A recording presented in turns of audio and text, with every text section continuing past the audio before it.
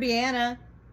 She heard the words her mama was yelling, but continued swinging, tilting back as far as her little arms allowed, and stretching her legs out in front of her in an effort to go higher. The cool shade from the big oak's branches provided a safe haven for the child. The wind brushed her face with each swing, her hair nearly touching the ground as she leaned in and out. Rubiana! The yelling continued. The child knew what her mama was calling for. Same reason as last weekend and all the weekends before that. Her daddy needed someone to blame for his failures, and Ruby was his perfect excuse. She hated when he returned home from working out of town. Why can't he stay at work? In his eyes, she was the reason he ended up in this trailer park. Her daddy, Pete Pickett, was once the big man on the high school football field, with scholarship offers coming in from several of the state junior colleges. He was good enough, all right, but his short stature prevented him of any real hopes of a professional career, and being that academics was not his strong suit, football was his only chance of making anything of himself, and certainly his only chance of a college degree. In all honesty, college was his mama's dream, not his.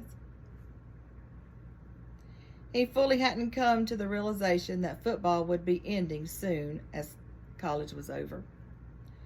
If that boy's body was only as big as his heart was for the game, he'd go somewhere. Such a shame, his coach would say time and time again to anyone who would listen. Less than a month after his high school graduation, Pete's dream came crashing down. To hear him tell it every weekend that rolled around, "Your mama got pregnant with you," as if he had no part in the situation. "You ruined it for all of us," he would continue telling Rubiana.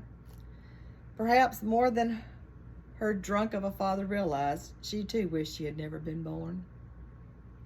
The ranting would go on for what seemed forever to a 7-year-old. Her daddy appeared to enjoy calling everyone into the living room to give one of his "How Ruby Ruined It" speeches. When he would take a pause to gulp down another beer, Ruby would glance over at her mother, hoping to see something, just anything to give her hope. Instead, it was as if her mother had departed from her own body, with just an empty shell left sitting in the chair. If it wasn't for the occasional long draw from her cigarette, she looked like a statue.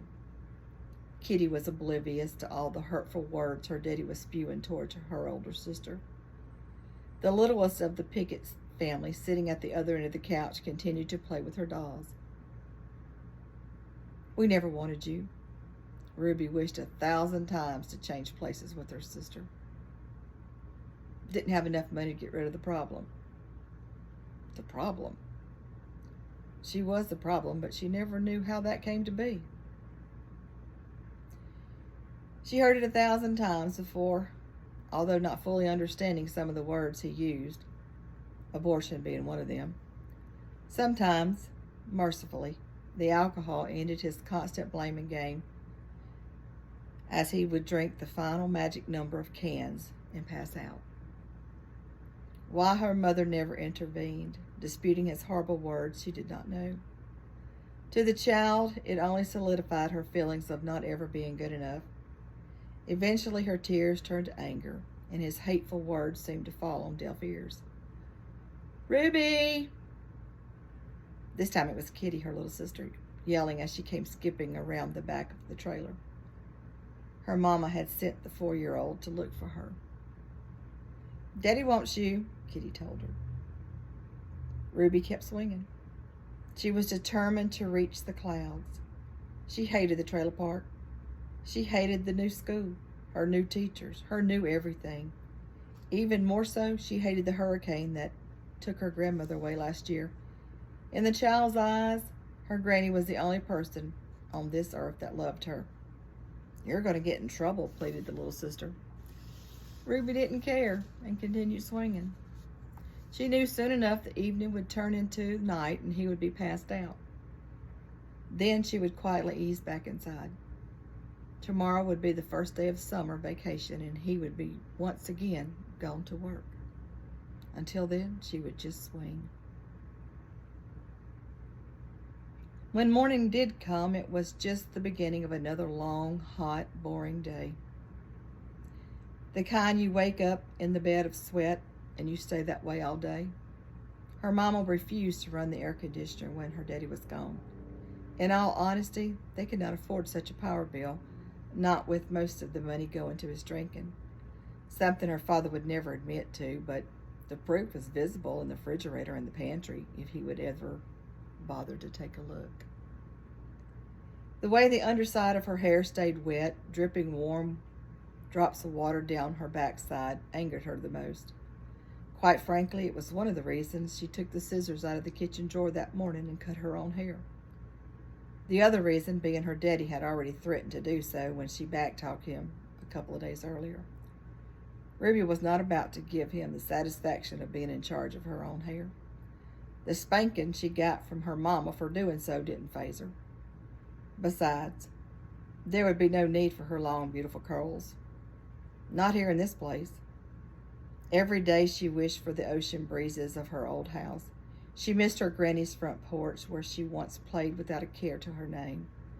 A time when the world was a happy place, a place with smiles and giggles.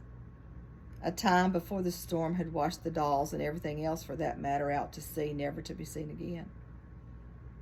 How she longed to be sitting in the rocking chair sipping on the lemonade, her granny's special lemonade, made just for her and Kitty.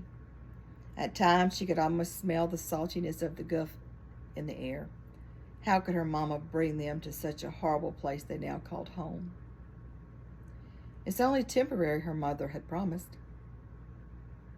Ruby may have only been 7 years old, but even she could see the situation for what it really was, and it had begun to feel like anything but temporary to her. This is chapter 1. I'm working on a book. I've been in a writer's block for 2 years. Hopefully this will spark it back up. Let me know what you think. Thanks.